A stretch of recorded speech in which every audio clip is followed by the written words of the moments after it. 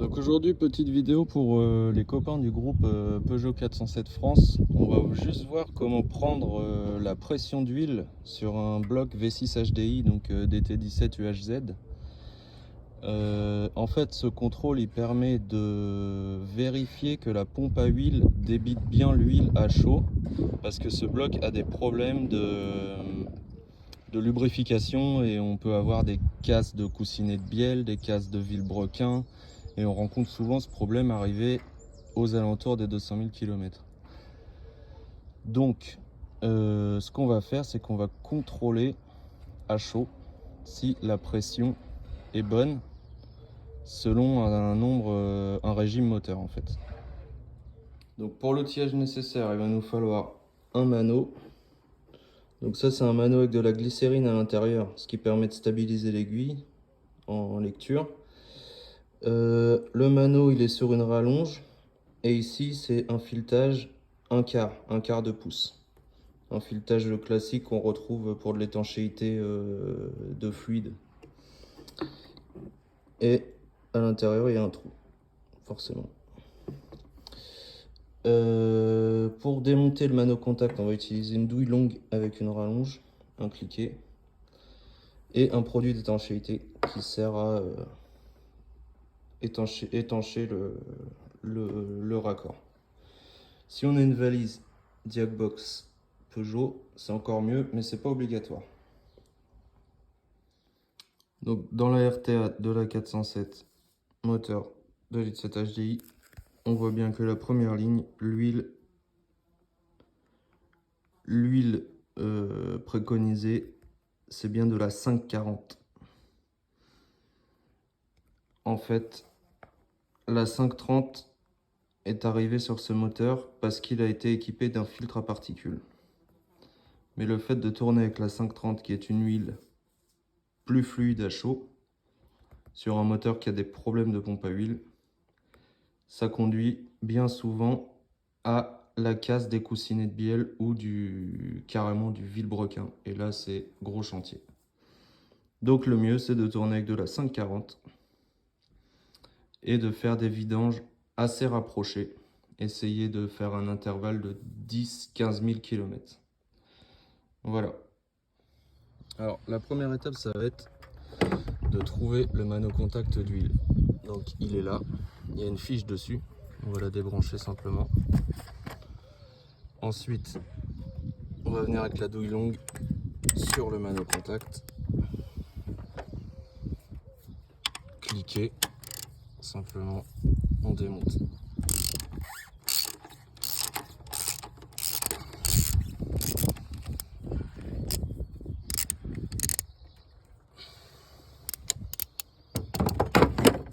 Ensuite, on enlève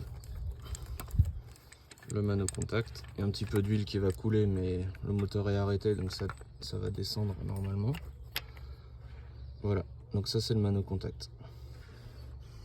En fait, il sert à alerter le calculateur en cas de chute de pression d'huile. Mais son seuil de détection est très bas. Donc ça veut dire que si le mano contact se déclenche, en gros, le moteur est déjà mort. Ensuite, on va venir installer le mano. Il y a un produit d'étanchéité sur le raccord. Donc on voit ici le trou. Je vais venir simplement le visser.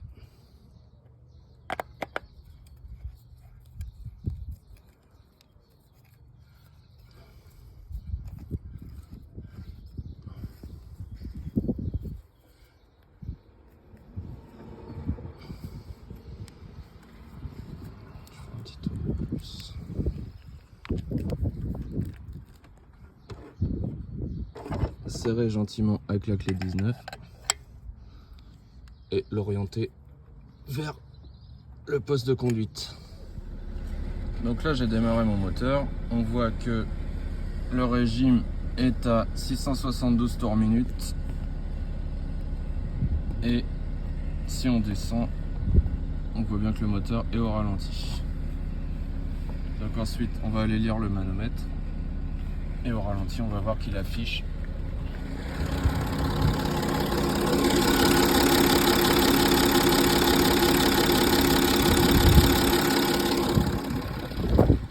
peu moins d'un bar. Donc là, on est dans la page du BSM où on voit donc le niveau d'huile mesuré par la sonde de niveau, donc qui est à 59%. Et la température, ce qui va nous intéresser, c'est la température d'huile qui est à 83 degrés Celsius. Et alerte pression d'huile en moteur qui est éteint étant donné que le mano contact est démonté et que il n'y a pas de pression dedans, donc il n'y a pas de contact, ou inversement, je sais plus, mais en tout cas le fait de le débrancher, ça inhibe la détection de pression, la détection de chute de pression. Donc là le véhicule est au ralenti, toujours.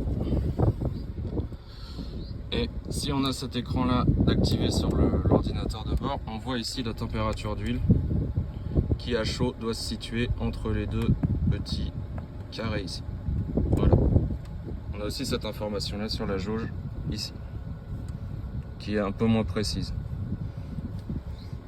Donc là on est à 83 degrés, l'huile est à 83 degrés, moteur au ralenti. Et ensuite ce qu'on va simplement faire, c'est accélérer à un régime de environ 2500 tours et voir la pression en fait sur le manomètre tout de suite s'afficher instantanément.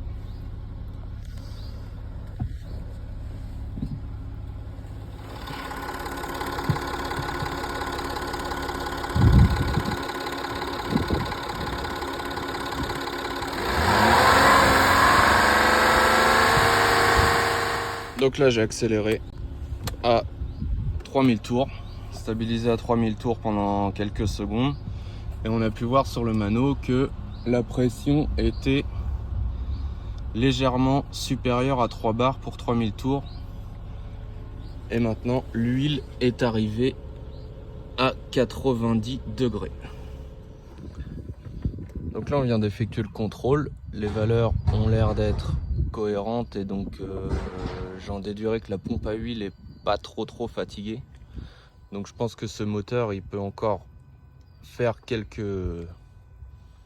dizaines de milliers de kilomètres, je pense, mais c'est à contrôler périodiquement. On va attendre que l'huile redescende par gravité toute seule avant d'enlever le mano, ça évitera d'en mettre partout à l'intérieur. Et ensuite, simplement remonter le mano contact avec un produit d'étanchéité. On va éviter le téflon parce que le téflon peut venir obstruer soit ce trou là, ou alors descendre dans le moteur et obstruer autre chose ailleurs et provoquer un problème de lubrification. Donc on va plutôt préférer un produit d'étanchéité. Celui-là n'est pas très adapté, mais ce sera toujours mieux que du téflon. Voilà pour le contrôle de pression d'huile.